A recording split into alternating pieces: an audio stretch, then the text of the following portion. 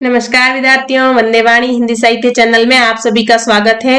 और हमारे टॉपिक जो थे व्याकरण के लगभग सारे पूरे हो गए हैं। जो हमारे अभी एग्जाम में है आरपीएससी की जो कॉलेज व्याख्याता भर्ती परीक्षा उससे संबंधित हो, चाहे फर्स्ट ग्रेड से संबंधित हो, चाहे सेकंड ग्रेड से संबंधित हो, उन सब में जो काम आने वाले टॉपिक है हमारे व्याकरण के, वो सारे लगभग हमने कवर कर लिए। और आज जो है हम हमारा नया टॉपिक लेते हैं अलंकार। तो विद्यार्थियों हम शुरू करते हैं आज का नया टॉपिक अलंकार। सबसे पहले हम ये जान लेते हैं कि अलंकार जो संप्रदाय है इसके सिद्धांत के प्रवर्तक कौन है। तो विद्यार्थियों अलंकार संप्रदाय या सिद्धांत के प्रवर्तक जो है वो आचार्य भामा है। यानी कि आचार्य भामा जो है हमारे, इन्होंने अलंकार संप्रदाय को दिया है।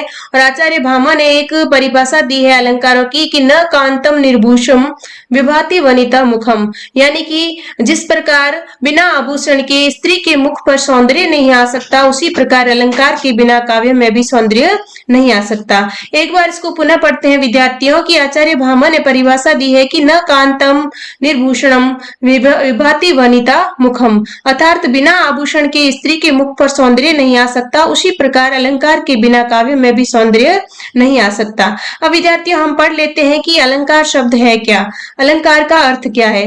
तो विद्यार्थियों अलंकार शब्द का वाच्यार्थ है आभूषण। यानी कि आभूषण का अर्थ होता है भूषित करने वाला या शोभा बढ़ाने वाला।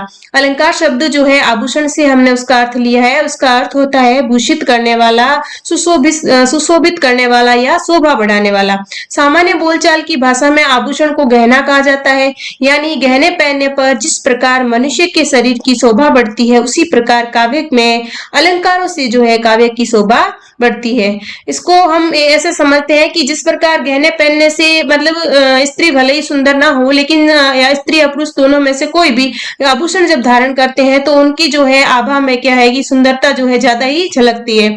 उसी प्रकार क्या होता है विद्यार्थियों का, काव्य में हम जब अलंकारों का प्रयोग करते हैं तो काव्य की भी शोभा बढ़ती है। अलंकार वाणी के विभूषण है और सामान्य बात अलंकारों से विभूषित होकर एक विशेष मनोहरता से संपन्न हो जाती है।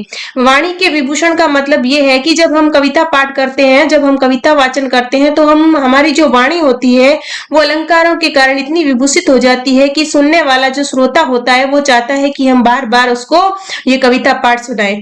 तो सामान्य बात जो है अलंकारों से विभूषित होकर एक विशेष मनोहरता से संपन्न हो जाती है। इसलिए अलंकार जो है साधारण कथन न होकर चमत्कार पूर्ण उक्ति है। अलंकार कथन की जो ललित भंगिमा है, यानी कि ललित अलंकार जो है कथन की ललित भंगिमा कहो या सौंदर्य है। मतलब कविता का सौंदर्य बढ़ाने के लिए ही हमने अलंकारों का प्रयोग करना पड़ा हमें। तो विद्यार्थियों अब हम ये जान लेते हैं कि अलंकारों के मुख्यतः कितने भेद है। तो विद्यार्थियों मुख्यतः तो इसके दो ही भेद है, लेकिन भागीरथ मिश्र ने दो भाग इसको भागीरथ मिश्र ने क्या किया है कि इसकी दो भाग तो जो प्रमुख माने, और कहीं कहीं इन्हें तीन भागों में भी बांटा गया। यानी कि कुछ जो है विद्वानों ने इसके तीन भाग भी माने हैं। तो विद्यार्थियों पहला है हमारे शब्दालंकार, दूसरा है हमारे अर्थालंकार और तीसरा है उभयालंकार। शब्दालंकार वो होता है विद्यार्थियों जहां पर शब्द में चमत्कार हो। यानी कि शब्द हम उसकी जगह यदि कोई जैसे पानी गई न उबरे मोती मानस चूर्ण, जैसे श्लेष अलंकार का हमारे उदाहरण है, उसमें अगर हम पानी की जगह जल रख देते हैं तो शब्दालंकार में क्या होता है कि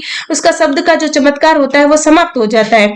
लेकिन अर्थालंकार में क्या होता है विद्यार्थियों, जहां चमत्कार जो है अर्थ में हो, तो यहाँ पे जो है हम क्या करेंगे कि शब्द की जगह अगर दूसरा शब्द रख भी दें तो उसके अर्थ में कोई भी फर्क नहीं पड़ेगा। तो जहां पर अर्थ में चमत्कार हो वहां अर्थालंकार होता है, और जहां पर शब्दों में जो है अलंकार हो या चमत्कार हो वहां पे शब्दालंकार होता है। और तीसरा होता है हमारे उभयालंकार, जहां पर शब्द में भी चमत्कार होता है और अर्थ में भी चमत्कार होता है। तो विद्यार्थियों ये हमारे जो है तीन भाग कर रखे हमने, शब्दालंकार, अर्थालंकार और उभयालंकार। इनको हम बारी बारी से पढ़ेंगे कि हमारे शब्दालंकार में कौन कौन से अलंकार है, अर्थालंकार में कौन कौन से अलंकार है और उभयालंकार में कौन कौन से अलंकार है। तो आज के लिए इतना ही विद्यार्थियों। इससे आगे हम जो अलंकार पहला लेंगे हमारे शब्दालंकार में, उसमें श्लेष अलंकार को लेंगे।